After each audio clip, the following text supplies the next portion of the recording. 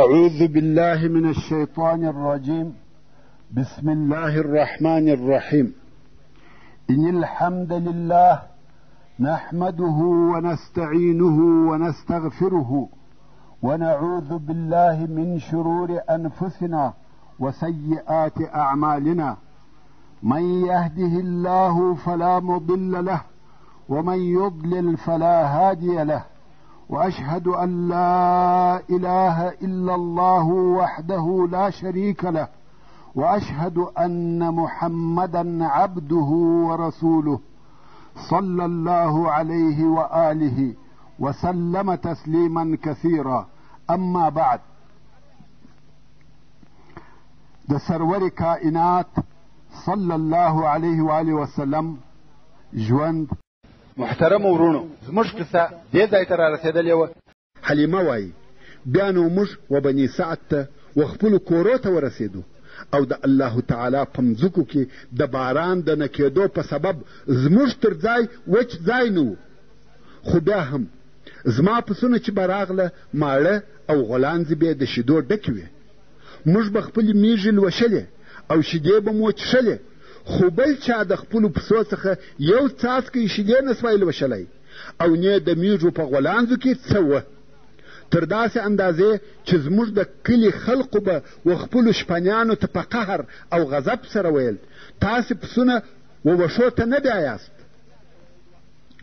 پسونه هلته بیایاست چیرې چې د حلیمې پسونه پیول کیږي. چوپانانو به ورته ویل په والله زموږ او د حلیمې پسونه یو ځای ګرځي. خو بیا به هم د دوی پسونه وږي راغله او یو څاڅکی شیدې به یې نه کولې، خو زموږ پسونه به ماړه او د میږو غولانځې به د شیدو ډکې وې. زموږ دغه حال و. د الله جل جلاله د طرفه خیر او برکتونه راباندې اورېدل. څو 2 کاله تېر سوه. حلیمه وایي د محمد صلی الله علیه و آله وسلم جسم او بدن نسبت و نورو کوچنیانو ته مخالفه وده او پرورشت کاوه. د عمر یې 2 کاله لا نه و پوره سوي، داسې معلومېدی لکه د 5-6 کالو هلک. صحت او عافیت یې کامل او سالم و. په خبرو کې یې فصاحت و، خبرې یې سمې او پوره کولې. کم وخت چې د ده علیه الصلاة وسلام 2 کاله پوره سوه، مور ته مو وروستی او عادت همدا و چې دایګانو به هلکان پس له 2 کلو خپل مور او پلار ته وروستل. خو ځینو پلرو به د 2هم وار دپاره بیا دغه کوچنی ودایي ته ورکوي چې څه موده دې نوره هم په صحرا کې تېره کړي، او ځینو خلقو به پر دغه 2 کلو بس کړه.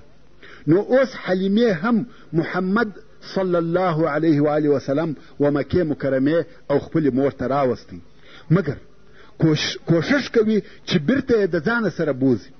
خو د رسول الله صلی الله علیه و آله وسلم مور امینه ورته وایي بس ته د لیدې وي، او حلیمه ورته وایي دلته ګرمي ده، مرضونه دي، دی تر اوسه ښه نه دی لوی سوی، څه موده به نور هم را سره بوزم.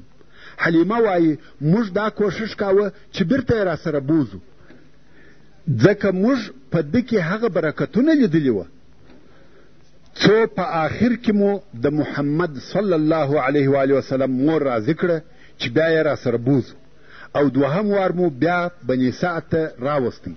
ورونو، دلته به ستاسې د معلوماتو د زیاتوالي دپاره د رسول الله صلی الله علیه و آله وسلم رضاعت او رضعي ورونه او خوندې در وښول سي. اول، هغه څوک چې و رسول الله صلی الله علیه و آله وسلم ته یې پس له د ده د مور څخه تی ورکړی دی هغه ثویبه ده چې د ابولهب ازاده سوې مینځه وه، چې هغې د خپل زوی سره چې مسروح نومېدی تی ورکوي. او دغې ثویبې تر رسول الله صلی الله علیه و آله وسلم د مخه و حمزه رضی الله تعالی عنه ته هم تی ورکړی و، چې په دې حساب سره حمزه رضی الله تعالی عنه چې د رسول الله صلی الله علیه و آله وسلم اکاو او رضعي ورور یې هم سو. او دغه ثویبې په وروسته کې و ابو سلمه رضی الله تعالی عنه ته هم تی ورکړی دی. نو ابو سلمه رضی الله تعالی عنه هم د رسول الله صلی الله علیه و آله وسلم رضعي ورور سو. او د رسول الله صلی الله علیه و آله وسلم هغه رضعي ورونه یا خوندې چې د حلیمې او حارث اولادونه وه داسې دي: عبدالله ابن حارث، انیسه بنت حارث یا انیسه بنت حارث، حذافه بنت حارث چې په شیما سره مشهوره ده، او دغه حلیمه د ابو سفیان ابن حارث ابن عبدالمطلب دایي هم وه، چې ابو سفیان ابن حارث د رسول الله صلی الله علیه و آله وسلم د اکا زوی و او رضعي ورور یې هم سو. همدارنګه حلیمه السعدیه و حمزه رضی الله تعالی عنه ته هم تی ورکړی دی چې حمزه رضی الله تعالی عنه د رسول الله صلی الله علیه و آله وسلم د دوو طرفو رضعي ورور سو، یو د سویبه د طرفه او بل د حلیمه السعدیه د طرفه. اوس به بیرته خپلې قصې ته راسو. حلیمه وایي د محمد صلی الله علیه و آله وسلم تر دوهم وار راوستلو څه موده وروسته د محمد صلی الله علیه و آله وسلم د تی یا رضعي ورور وارخطا او پزغستا خپل مور او پلار ته راغلی او ویل یې هغه زما قریشي ورور بیریږي. دوی ورته ویل څه ورته پیښه ده؟ هلک ویل 2 نفره چې سپین کالي یې اغوستې وه راغله او محمد صلی الله علیه و آله وسلم یې بېسده کوي. حلیمه او حارث د دې خبر په اورېدلو ډېر وبېرېدل او د محمد صلی الله علیه و آله وسلم و طرف ته په تلوار ورغله. که ګوري د محمد صلی الله علیه و آله وسلم د مخ رنګ بل قسم اوښتی دی. دوی ورته ویل څه درته پیښه ده؟ محمد صلی الله علیه و آله وسلم ویل 2 نفره چې سپین کالي یې اغوستې وه راغله، زه ووهلم او پر مځکه ولوېدم، بیا یې زما ځیګر راڅیرې کړي او زما زړه یې راویستی. ورونو، د رسول الله صلی الله علیه و آله وسلم څخه په صحیح حدیث کې هغه چې امام مسلم یې روایتوي د انس رضی الله تعالی عنه څخه روایت دی، وایي چې رسول الله صلی الله علیه و آله وسلم د کوچنیانو سره لوبې کولې چې جبریل علیه السلام ورته راغلی، دی علیه الصلاة وسلام یې واخیستی او بېسده یې کړي او د ده علیه الصلاة وسلام سینه یې ورڅیرې کړه او زړه یې راویستی او د هغه څخه یې یوه ټوټه ایسته کړه، ویل دا ستا څخه د شیطان برخه ده. بیا یې دغه زما زړه د سرو زرو په تشت کې د زمزم په اوبو پرېولی او بیا یې بیرته د ده علیه الصلاة وسلام زړه په هغه خپل ځای کې کښېښاوه او سینه یې ور وګنډل او کوچنیان د ده علیه الصلاة وسلام و مور یعنی دایي ته په ځغستا ورغله چې محمد صلی الله علیه و آله وسلم ووژل سو.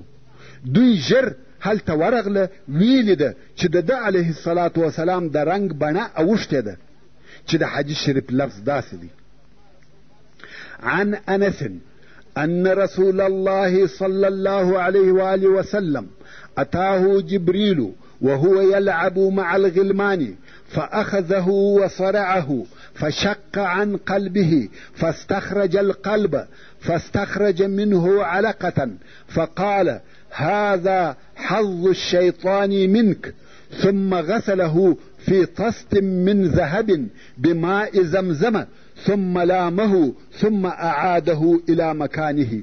وجاء الغلمان يسعون إلى أمه يعني ظئره فقالوا إن محمدا قد قتل فاستقبلوه وهو منتقع اللون.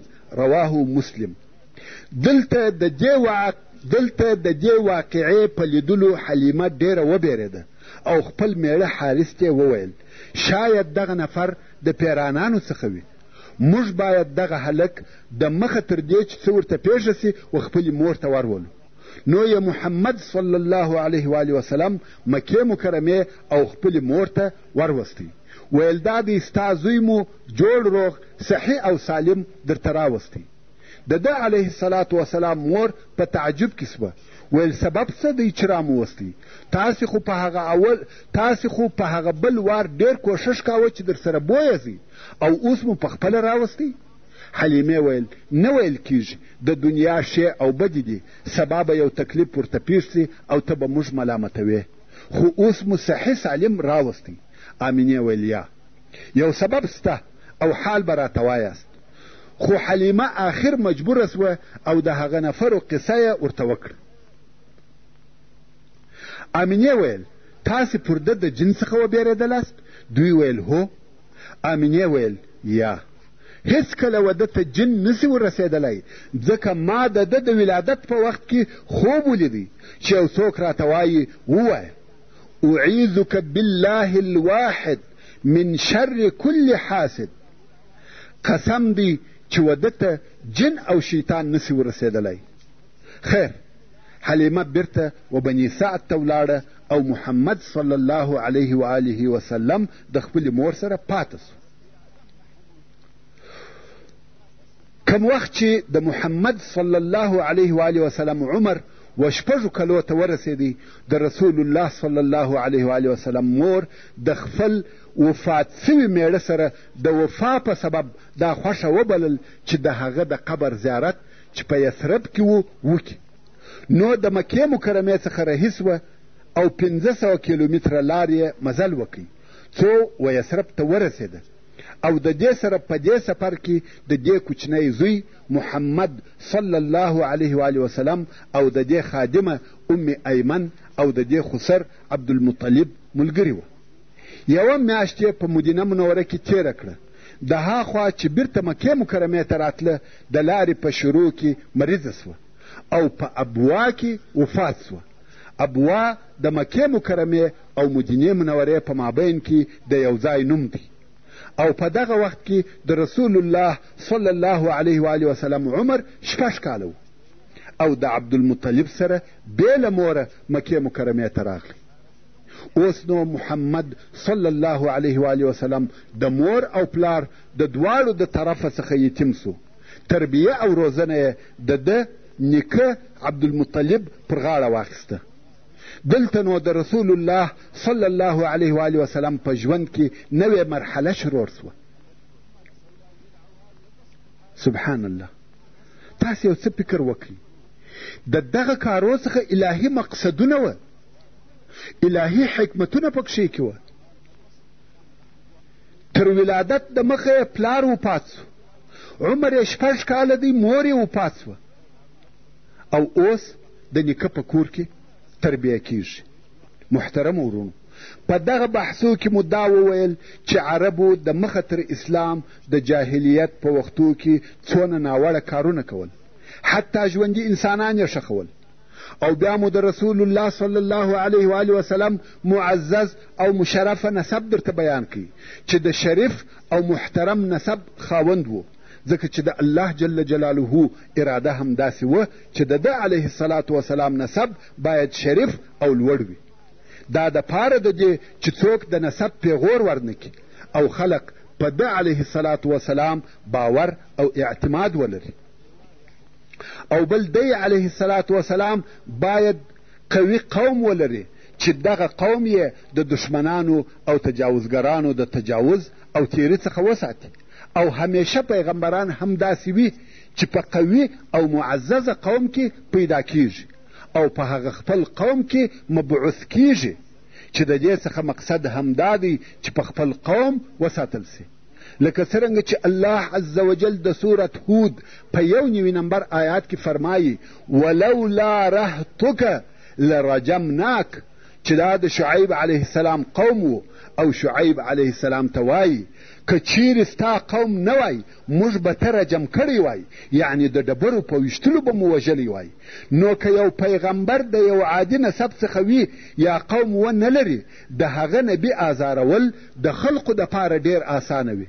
او تاسې به په راتلونکي بحث او بیان کې ووینئ چې دغه د نسب شرافت د دې سبب وګرځېدی چې د یوه طرفه خلقو د رسول الله صلی الله علیه و آله وسلم احترام کاوه او اعتماد یې پر درلودی، او د بله طرفه خلق د ده د آزاره څخه منع کول. او بیا مو د رسول الله صلی الله علیه و آله وسلم د ولادت بیان درته وکړي چې کومې معجزې او کرامتونه د ده علیه الصلاة وسلام د ولادت سره یو ځای وه. دا هم د دې دپاره چې و خلقو ته د ده علیه الصلاة وسلام د راتګ زیري ور معلوم سي. که څه هم د ده علیه الصلاة وسلام د راتګ علامې په پخواني آسماني کتابو کې ډېرې وې، خو سربیره پر هغه حوادث چې د ده علیه الصلاة وسلام د ولادت سره یو ځای پیښ سوه، په دې ټولو کې د خاتم النبیین صلی الله علیه و آله وسلم د راتګ اشارې وې. او بیا مو د ده صلی الله علیه و آله وسلم د یتیم کېدو حال بیان کړي. د مخه تر دې چې و دنیا ته تشریف راوړي د پلار د طرفه یتیم سو، او کم وخت چې عمر 6 کلو ته ورسېدی د مور د طرفه هم یتیم سو. دا ټوله د الله جل جلاله اراده وه. علماء کرام د ده علیه الصلاة وسلام د یتیم کېدو دپاره ډېر سببونه بیانوي، چې یو د هغو څخه دا دی چې په ده صلی الله علیه و آله وسلم کې رحمت، شفقت او مهرباني پیدا سي. ولې؟ که څوک د یتیموالي په حالت کې په خپله ژوند وکړي، هغه داسې نه وي لکه اورېدلي چې وي. په عربي کې مثال دی، وایي لیس الخبر کالمعاینه، اورېدل داسې نه دي لکه لیدل. شنیده کی بود مانند دیده. دا چې یو سړی د یتیم پر سر لاس تیر کړي، دا چې یو سړی د یتیم پر سر لاس تیر کړي یا د یتیم سره کومک وکړي، هغه داسې نه دی لکه خپل ژوند چې په یتیمواله پر تیر سوی وي. د دې دوو په مابین کې ډېر زیات فرق دی. نو الله جل جلاله په دغه یتیمواله سره دی علیه الصلاة وسلام رحیم او مهربانه تربیه کوي، لکه څرنګه چې په حدیث شریف کې رسول الله صلی الله علیه و آله وسلم فرمایي ادبني ربي فاحسن تعدیبي، یعنی زما رب ادب او تربیه راکړه او په ښه ادب سره مؤدبه کړم. نو تربیه یې الهي وه او الله جل جلاله ښه ادب او ښه اخلاق ورکړه. او د ده علیه الصلاة وسلام د ژوند دغه حالات تصادفي او د ژوند پیښې نه دي، بلکې د دې شیانو د پیښېدو تر شا لوی مقصدونه وه. علماء کرام د ده علیه الصلاة وسلام د یتیموالي نور سببونه هم وایي، خو زه د بحث د اوږدوالي د بیرې د هغو تر بیانولو تیریږم. او دا بیان مو هم درته وکړي چې رسول الله صلی الله علیه و آله وسلم په صحرا کې تربیه سو، او د صحرا د تربیې فایدې مو هم بیان کړې، چې اول صحت او عافیت دی، او بل د مشکلاتو تحمل دی. رسول الله صلی الله علیه و آله وسلم په ناز او نعمتو کې نه دی لوی سوی. دا د دې دپاره چې د سختیو او مشکلاتو د زغملو قدرت ولري. که تاسې د رسول الله صلی الله علیه و آله وسلم وراتلونکي ژوند او حالاتو ته وګورئ، وبه وینئ چې د ده صلی الله علیه و آله وسلم ټول عمر په جهاد، عبادت، تکالیفو او آزارو تیر سوی دی. او بل د صحرا د ژوند څخه د ژبې فصاحت او بلاغت حاصلیږي. د ښاري خلقو ژبه ګډوډه وي، او رسول الله صلی الله علیه و آله وسلم فصیح ترین د خلقو، چې دا هم د بني سعد د ژوند په سبب و. ځکه رسول الله صلی الله علیه و آله وسلم په خپله فرمایي کم وخت چې ابوبکر صدیق رضی الله تعالی عنه و رسول الله صلی الله علیه و آله وسلم ته وویل یا رسول الله ما تر تا فصیح نه دی لیدلی، رسول الله صلی الله علیه و آله وسلم وفرمایل څنګه به داسې نه وي یا ابابکر، زه د قریشو څخه یم او په بني سعد کې تربیه سوی یم. ورونو، اول قریش په خپله فصیح وه، او بل بني سعد هم په فصاحت کې شهرت درلودی. ورونو، د رسول الله صلی الله علیه و آله وسلم غریب او مسکین لوی سو، مال یې نه درلودی. هو محمد صلی الله علیه و آله وسلم په نسب مشرفه او معزز دی، خو د مال خاوند نه و. او د دې سبب چې د ده کورنۍ مال نه درلودی دا و چې د عبدالمطلب کورنۍ د حاجانو د خوړو او چښلو مسؤله وه. یعنی د حاجانو دغه مصارف چې رفاده او سقایه ورته ویل کېده د دوی پر غاړه وه. نو ځکه زیات مال نه ورسره پاته کېدی. د سخا او ډوډۍ ورکولو په سبب د دوی سره هیڅ مال نه و، او سخیان همیشه غریبان وي. یو مثال یې حاتم طائی دی چې په عربو کې ډېر مشهوره سخي و، خو دی د سخا په واسطه ډېر غریب و، ځکه په لاس کې شی نه پاته کېدی. د عبدالمطلب هم دغه حال و، د سخا او ورکړې په سبب یې څه نه درلوده. نو محمد صلی الله علیه و آله وسلم ولې غریب او مسکین لوی سو؟ په دې کې هم الهي مقصدونه وه، چې یو د هغو مقصدو څخه دا و چې د مسکین او محتاجه په حال خبر وي. ژوند یې د غنیانو او مالدارانو نه و چې د فقراو د حال څخه بې خبره وي. هو غني به د خپل مال څخه یو غریب ته یو څه ورکړي، خو بیا هم د ده ژوند هوسا او اسوده وي، نو د غریبانو هغه حقیقي درد او احتیاج نه ور معلومیږي. نو ځکه الله جل جلاله دی صلی الله علیه و آله وسلم د کوچنیوالي څخه په یتیموالي او غریبۍ اخته کړي. الهي حکمتونه دي الله جل جلاله خپل رسول د رسالت د لوی بار و اخیستلو ته آماده کوي. تاسې راسئ چې دلته یوه کوچنۍ قصه هم درته بیان کړم. وایي یو وخت یو سړی چې فقیر سړی و د رسول الله صلی الله علیه و آله وسلم و مجلس ته ورغلی. په دغه وخت کې د رسول الله صلی الله علیه و آله وسلم و بغل ته یا و څنګ ته یو بل غني سړی ناست و. دغه فقیر راغلی د دغه غني و بغل ته کښېنستی. په دغه وخت کې چې دا فقیر کښېنستی، دا غني خپل کالي یو نوکی سره ورټول کړه. رسول الله صلی الله علیه و آله وسلم پوښتنه ځینې وکړه، د غني څخه یې پوښتنه وکړه، ویل آیا دا کالي دې په دې سبب راټول کړه چې د ده فقر و تا ته در نسي، او که دې په دې سبب راټول کړه چې ستا غنا و ده ته ور نسي؟ د سړي څخه غلط کار پېښ شوی و، خطا ځینې پېښه شوې وه. نو د دغه خطا د کفارې دپاره و رسول الله صلی الله علیه و آله وسلم ته وویل یا رسول الله زما نیم مال یې د ده، هر څه چې لرم د هغه ټولو نیمه یې د ده. رسول الله صلی الله علیه و آله وسلم د هغه غریب څخه د هغه فقیر څخه پوښتنه وکړه، ول ایا قبول دې دی؟ هغه ویل یا. ویل ولې؟ ول بیریږم چې د دغه مال سره دغه غرور هم راته رانسي. ورونو ښه متوجه سئ، د دغه قصې په ماهیت کې فکر وکړئ. نن ورځ اغنیا په غرور کې ډوب دي، د غریبانو څخه ځانونه ګوښه کوي. حال دا چې غرور د انسان سره نه ښایي. غرور و چې شیطان یې د همیش دپاره د الله جل جلاله د درباره څخه وشړي. غرور د ځانه څخه ایسته کوي. یو څوک به وایي چې ما غرور نه دی کړی، خو بدبختانه چې زه په خپلو اشنایانو، په خپلو رفیقانو، په خپلو دوستانو کې غرور وینم. صرف دا غرور یې په دغه دی چې یو څه پیسې لري. که دغه مال او پیسې ځینې ایسته کې، بیا خوار او ذلیله انسان دی. دغه پیسو غرور ورته راوستلی دی. غرور ایسته کوي. غرور ډېر بد شی دی. د غرور په وخت کې توبه نه قبلیږي. مغروره سړی و توبې ته رجوع نه کوي. او توبه دا ده چې تا د دغه سړي په مقابل کې غرور کړی دی، د هغه څخه به بخښنه غواړې، چې هغه دې ونه بخښي ستا توبه نه قبلیږي. خیر، کم وخت چې د رسول الله صلی الله علیه و آله وسلم مور وفات سوه، د ده علیه الصلاة وسلام تربیه د ده نیکه عبدالمطلب پر غاړه واخیسته، او دا چې د ده صلی الله علیه و آله وسلم تربیه د عبدالمطلب پر لاس وه، په دې کې هم لوی حکمت و. هغه دا چې عبدالمطلب د قریش سردار او د مکې مکرمې رئیس دی، نو همیشه به د قریشو او د نورو قبایلو مشران او سرداران د ده په مجلس کې ناست او حاضر وه،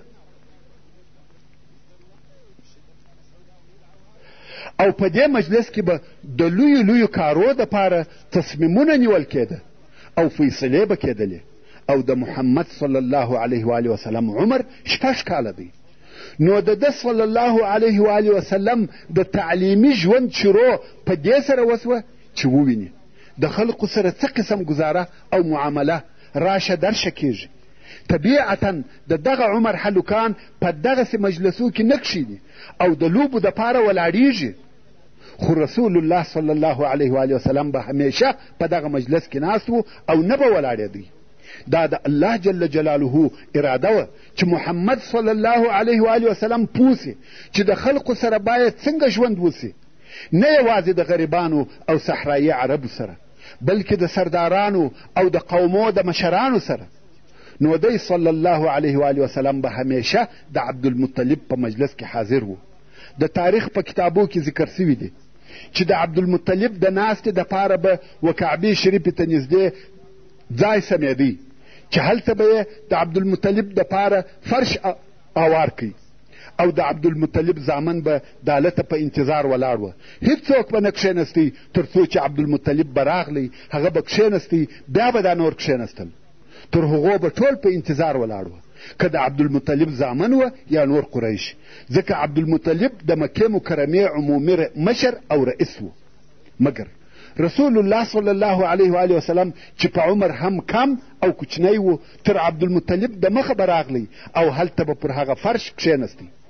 اکاګانو بیا کوښښ کاوه چې دی علیه الصلاة وسلام د دغه کاره څخه منع کړي او د دغه فرش څخه یې ولاړ کړي، مګر عبدالمطلب چې به راغلی ویل به پرېږدئ، په ده کار مه لرئ، په والله دغه زوی لرم یوه درجه او مقام سته. نو به رسول الله صلی الله علیه و آله وسلم همیشه د عبدالمطلب په مجلس کې ناست او حاضر و. تاسې پوهیږئ چې دې مجلس ته به همیشه مشران، مخور او د نورو ځایو څخه ډلې راتلې او رسول الله صلی الله علیه و آله وسلم 2 کاله په دې مجلس کې کښېنستی او دا یې هم زده کړه چې د قومو د مشرانو سره څه قسم معامله او خبرې کیږي. کم وخت چې د رسول الله صلی الله علیه و آله وسلم عمر 8 کاله سو، عبدالمطلب هم وفات سو، چې دا د محمد صلی الله علیه و آله وسلم دپاره بل وار یتیموالی و. وصلى الله تعالى على خير خلقه محمد وآله وأصحابه وأهل بيته أجمعين. والسلام عليكم ورحمة الله وبركاته.